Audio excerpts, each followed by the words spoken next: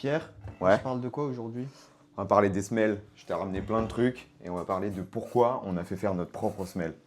Donc avant d'être arrivé à cette semelle que je vais vous montrer, on a fait tout un processus de fabrication et de création de la semelle de cette chaussure. Parce que après avoir dessiné la tige, donc tout ce qui va englober le pied, il faut du coup mettre une semelle. Je sais qu'il y en a qui ne voudront pas mettre de semelle.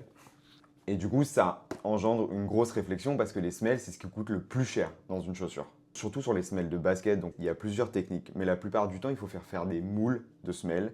Et c'est des moules qui sont faits à la pointure. Donc en gros, chaque moule va coûter plusieurs milliers d'euros en fonction de la complexité des différentes parties qu'il y a à l'intérieur. Et il faut le faire pour chaque pointure, voire même demi-pointure parfois.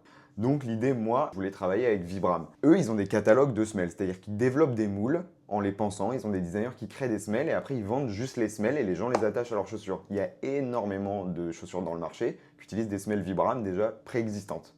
Mais du coup, ça te différencie pas trop Exactement. de la C'est concurrence, on va ça, dire. parce qu'il y a beaucoup de semelles qui sont affiliées entre guillemets à des marques. Donc l'idée c'était quand même de se différencier, donc on a commencé à chercher. Sauf que moi, un des problèmes majeurs, c'est que j'ai une forme anatomique. C'est le volume que je voulais. Et en fait, moi, c'était un peu un point bloquant, parce qu'il y a beaucoup moins de semelles qui sont développées pour des formes anatomiques, donc des formes à bout beaucoup plus larges. Donc vu qu'on n'a pas trouvé, on a fait lancer les premiers protos sur ce qu'on avait chez un fournisseur. Donc une semelle un peu comme ça, style un peu Oka et autres. Mais moi, c'était pas du tout ça que je voulais comme type de semelle. J'étais beaucoup plus parti sur des trucs un peu rétro vintage, comme ça, donc pour référencer les premières baskets dans les années 70. Et ça, c'est des différents types de semelles qui n'ont pas besoin de moule, forcément.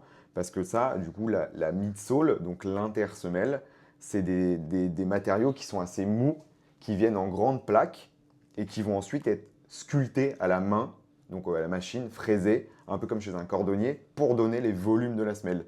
Donc ça, tu n'as pas besoin de développer des moules. La seule chose, c'est qu'ensuite, sur le dessous, tu pourras potentiellement développer des moules, des signatures. Et à la fin, on a développé du coup ce proto-là. Et du coup, ça, c'est la version imprimée en 3D de la première semelle.